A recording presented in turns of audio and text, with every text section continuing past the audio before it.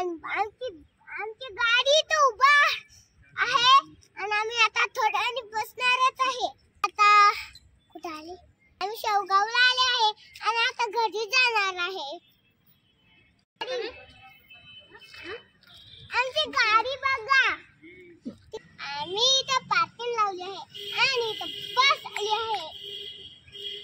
इथं बस आहे आमची, मी तुम्हाला दाखवते तुम्हाला कशी मोठी का छोटी बघा।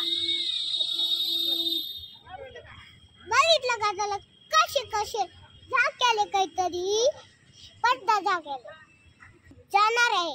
मग आम्ही तुम्हाला व्हिडिओ करणार घरी जाणार आहे, शेवगावहून घरी।